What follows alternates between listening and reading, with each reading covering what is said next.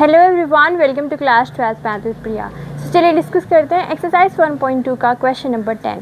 सो question number 10 हमारे पास क्या है, लेट ए एक सेट है जो कि रियल नंबर -3 है, यानी कि ऑल रियल नंबर्स एक्सेप्ट 3। जितने भी रियल नंबर्स हैं उनमें से 3 को हटा के हमारा सेट है ए। एंड बी एक अलग सेट है जिसमें रियल नंबर में से एक को हटाया है। तो दूसरा सेट क्या है, बी, जिसमें रियल नंबर है बट उसमें 1 नहीं है। ठीक है, consider the function F from A to B. तो हमारे पास एक फंक्शन है ए से बी तक, और हमारे पास फंक्शन क्या है, x-2 अपॉन x-3। इस एफ 1 1 एंड ऑन 2 हमें चेक करना है कि क्या ये 1 1 है, ऑन 2 है या नहीं है। जस्टिफाई योर आंसर, और अपने आंसर को जस्टिफाई करना है। तो सबसे पहले हम देखते हैं कि हमारे पास ये जो फंक्शन है वो 1 1 है या नहीं। तो हम यहाँ पे लिखेंगे 4 1 1। ओके, तो हम यहाँ पे 1 1 कैसे चेक करते हैं। 1 1 चेक करने के लिए हम यहाँ पे क्या करते हैं, इमेजेस को इक्वल लेके चलते हैं। सबसे पहले मानेंगे कि x1 एंड x2 जो कि हमारे पास डोमेन में से लिए गए हैं, ठीक है, जो कि हमारे रियल नंबर में से लिए गए हैं, और उसमें से 3 को क्या किया गया है, सब्ट्रैक्ट किया गया है। तो ये हमारे दो एलिमेंट्स हमने लिए x1 एंड x2। ठीक है, अब हम यहाँ पे क्या करेंगे, fx1 is equal to fx2 लेके चलेंगे। इसका मतलब ये है कि हम यहाँ पे दो इमेजेस को इक्वल लेके चल रहे हैं। अगर हम यहाँ पे प्रूफ कर देते हैं कि x1 is equal to x2 है, तो इसका मतलब क्या हो जाएगा कि ये हमारे पास फंक्शन जो है वो 1 1 है। अब कैसे प्रूफ हो जाएगा, एक छोटा सा देख लेते हैं रिकैप। जैसे यहाँ पे हमारे पास दो एलिमेंट्स हैं x1 x2, और उनकी जो इमेजेस हैं वो क्या है, fx1 एंड fx2 हैं। तो हमने यहाँ पे क्या कहा कि दोनों इमेजेस सेम हैं, fx1 is equal to fx2 है। तो अगर ये दोनों इमेजेस सेम हैं तो दो एलिमेंट्स हैं यहाँ पे x1 एंड x2, इनको भी सेम होना पड़ेगा, तभी ये फंक्शन क्या होगा, 1 1। तो हम यहाँ पे क्या लिखेंगे, fx1 is equal to fx2। तो हम यहाँ पे लिखेंगे लेट x1 कोमा x2 ये बिलोंग करते हैं हमारे रियल नंबर -3 में से। ठीक है, तो हमने कहा fx1 is equal to fx2। अब हमारे पास फंक्शन क्या है, fx x-2 अपॉन x-3। यहाँ पे x की जगह पे हम क्या पुट करेंगे, x1। तो क्या आएगा, x1 - 2 upon x1 - 3 is equal to fx2 क्या आएगा, x की जगह पे क्या पुट कर देंगे, x2। तो ये आएगा x2 - 2 अपॉन x2 - 3। ओके, अब हम यहाँ पे क्रॉस मल्टीप्लाई कर लेते हैं, इसको इसके साथ में मल्टीप्लाई कर लेते हैं। तो x1 - 2 इंटू x2 - 3, और ये हो जाएगा x2 - 2 इंटू x1 - 3। ओके, इसको इसके साथ में मल्टीप्लाई किया एंड इसको इसके साथ में मल्टीप्लाई किया। अब यहाँ पे मल्टीप्लाई करते हैं, तो x1 x2 ये हो जाएगा हमारे पास -3x1, ये हो जाएगा -2x2, और माइनस माइनस प्लस ये हो जाएगा 6। Okay, x1 x2 -3x1 -2x2 और प्लस 6 इज इक्वल टू, यहाँ पे मल्टीप्लाई करते हैं तो x2 x1। ओके, यहाँ पे क्या आएगा, -3x2 आएगा, फिर यहाँ पे -2x1, और ये हो जाएगा +6। ठीक है, +6 है तो +6 कैंसिल आउट हो जाएगा। यहाँ पे हमें क्या देखने को मिल रहा है, x1 x2, और ये भी क्या है, x1 x2। तो x1 x2 से x1 x2 भी क्या हो जाएगा, कैंसिल आउट हो जाएगा। यहाँ पे क्या है, हमारे पास माइनस में 2x2 है, और यहाँ पे क्या है, प्लस में माइनस में 3x2 है। तो इसको इधर ले आते हैं, तो ये क्या हो जाएगा, 3x2। ओके, इसको हम इधर ले गए, और यहाँ पे क्या है, -2x2 है, इज इक्वल टू, यहाँ पे क्या है, -2x1 है, और इधर क्या है, -3x1। तो इसको हम इधर ले आते हैं, ये हो जाएगा 3x1, और माइनस में क्या है, 2x1।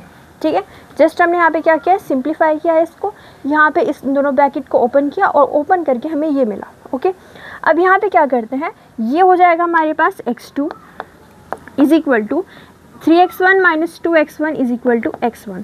तो यहाँ से हमने क्या कहा, x2 is equal to x1, यानी x1 is equal to x2। तो पहले हम लेके क्या चले थे कि दोनों इमेजेस सेम हैं, और हमने क्या प्रूफ कर दिया कि दोनों एलिमेंट्स भी सेम हैं। ओके, हमने क्या लिया था, fx1 is equal to fx2, और प्रूफ क्या किया, x1 is equal to x2। तो अगर ऐसा है तो ये क्या है, एक 1 1 फंक्शन है। So it is 1 1। ओके, तो ये हमारे पास जो फंक्शन है वो कैसा है, 1 1 फंक्शन है। ठीक है, एक बार फिर से देखिए, यहाँ पे इमेजेस को इक्वल लिया, एलिमेंट्स को इक्वल प्रूफ किया, तो ये क्या हो गया 1 1। अब यहाँ पे चेक करते हैं कि क्या ये ऑन टू है। तो ऑन टू के लिए हमारे पास फंक्शन जो है वो ये है। तो यहाँ पे हम क्या कहेंगे कि ऑन टू के लिए हमें क्या करना होता है। तो ऑन टू के लिए हम क्या करते हैं, हमारी जो स्ट्रैटेजी है कि f(x) जो है हमारे फंक्शन, उसको हम y के इक्वल पुट करेंगे। ठीक है, और हम यहाँ से x की वैल्यू कैलकुलेट करेंगे। ठीक है, अब x की वैल्यू जो भी हमारे पास आएगी, हम देखेंगे कि y के लिए x एग्जिस्ट करता है या नहीं करता है। ठीक है, ऑन टू में हम क्या करते हैं, हर एक y के लिए x ढूंढते हैं। ये होती है हमारी डोमेन एंड ये होती है हमारी कोडोमेन। ये होता है हमारे पास x एंड ये होता है f(x). तो हर एक y के लिए हम अपना x खोजते हैं। तो f(x) को y के इक्वल पुट करेंगे, x की वैल्यू कैलकुलेट करेंगे और देखेंगे कि हर एक y के लिए x है या फिर नहीं है। तो चलिए यहाँ पे क्या करते हैं, फंक्शन को लेते हैं। फंक्शन क्या है हमारे पास, x - 2 अपॉन x - 3। ठीक है, इसको y के इक्वल पुट कीजिए, तो y = x - 2 अपॉन x - 3। ठीक है, अब इसको इधर मल्टीप्लाई कर लेते हैं। तो यहाँ पे क्या आएगा, xy - 3y = x - 2। ओके, इसको मल्टीप्लाई कर लिया। अब ये जो x है इसको इधर ले आते हैं और ये जो -3y है इसको इधर ले जाते हैं।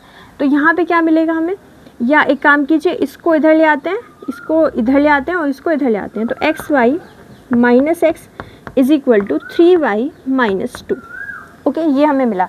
अब इसमें से x कॉमन ले लेते हैं। तो यहाँ पे क्या मिलेगा, x y - 1 = 3y - 2। तो यहाँ से x की वैल्यू क्या आएगी, 3y - 2 अपॉन y - 1। ठीक है, हमने क्या किया, f(x) को y के इक्वल पुट किया। अब हमें यहाँ पे x की वैल्यू कैलकुलेट करनी थी, तो x की वैल्यू हमने निकाल ली। ये हमारे पास टर्म आया 3y - 2 अपॉन y - 1। अब यहाँ पे बताइए कि क्या हमारे पास हर एक y के लिए x एग्जिस्ट करेगा। अब इसका मतलब क्या है, देखिए हमारी जो डोमेन है वो क्या है और जो कोडोमेन है वो क्या है, उसको एक बार देखिए। डोमेन है हमारी रियल नंबर, किसको छोड़ के, 3 को छोड़ के। ठीक है, रियल नंबर -3। जो कोडोमेन है वो भी क्या है, रियल नंबर -1। ठीक है, यहाँ पे हमारे पास रियल नंबर है, यहाँ पे भी रियल नंबर है, इनमें से कुछ एलिमेंट्स को सब्ट्रैक्ट किया है। ठीक है, अब हर एक y के लिए हमें x खोजना है। हर एक y के लिए क्या खोजना है, x। अगर यहाँ पे 1 इंक्लूड होता, तो y की जगह पे हम 1 पुट करते, तो 1 - 1 0 हो जाता। इसी वजह से यहाँ पे r में से 1 को क्या किया है, सब्ट्रैक्ट किया है। ठीक है, तो यहाँ पे 1 को सब्ट्रैक्ट क्यों किया है, क्योंकि अगर यहाँ पे 1 होता तो 1 - 1 0 यानी कि अनडिफाइंड हो जाता। ठीक है, अब और वैल्यूज़ के लिए देखिए, 1 तो होगा ही नहीं, तो अनडिफाइंड का तो चांस ही नहीं है। अगर हम और एलिमेंट्स पुट करें तो उसके लिए हमारे पास x मिलेगा क्या, आप कुछ भी वैल्यू पुट कर लीजिए, यहाँ पे क्या आने वाला है, हमारे पास x आने वाला है। ठीक है, आप वैल्यूज़ पुट करके देखेंगे, आपको हमेशा क्या मिलेगा, हर एक y के लिए एक x मिलेगा, क्योंकि ये रियल नंबर है। कॉम्प्लेक्स आने का यहाँ पे कोई चांस नहीं है, क्योंकि हमारा जो x है वो क्या है, रियल नंबर -3 है। तो हम यहाँ पे क्या कहेंगे कि हमारे पास for all y there exist x, किसके इक्वल है वो, 3y - 2 अपॉन y - 1 के इक्वल है, सच दैट जो हमारी कंडीशन है f(x) = y वो फुलफिल हो रही है। ठीक है, हर एक y के लिए x एग्जिस्ट कर रहा है। तो ये क्या हो जाएगा, इट इज़ ऑन टू। तो यहाँ पे ये 1 1 भी हो गया एंड ऑन टू भी हो गया, मतलब ये बाइजेक्टिव है। ओके, तो यहाँ पे हमने देखा कि कैसे 1 1 है, कैसे ये ऑन टू है। ये जो है हम यहाँ पे ऑन टू के लिए देख रहे हैं, this is for on two. Okay, तो एक बार फिर से रिकॉल कर लेते हैं कि हमने इस पूरे क्वेश्चन को कैसे सॉल्व किया। सबसे पहले हमने यहाँ पे देखा कि 1 1 कैसे है, f(x1) = f(x2). तो यहाँ पे हमने निकाला, x1 रख के यहाँ पे वैल्यू पुट की और x2 यहाँ पे रखा, इसको थोड़ा सा सॉल्व किया, सिंप्लीफाई किया। तो यहाँ से 3x2 - 2x2 x2, 3x1 - 2x1 x1। तो ये क्या हो गया, ऑन टू। ये क्या हो गया, 1 1। ठीक है, यहाँ पे क्या हो गया, 1 1 हो गया। अब यहाँ पे f(x) = x - 2 अपॉन x - 3, इसको y के इक्वल पुट किया, x की वैल्यू कैलकुलेट की, तो हमें हर y के लिए x मिल रहा है। तो ये क्या हो गया, ऑन टू हो गया। तो आप इसका स्क्रीनशॉट ले सकते हैं। तो ये हो गया हमारे पास क्वेश्चन नंबर 10। मिलते हैं अगली वीडियो में। Thank you so much for watching.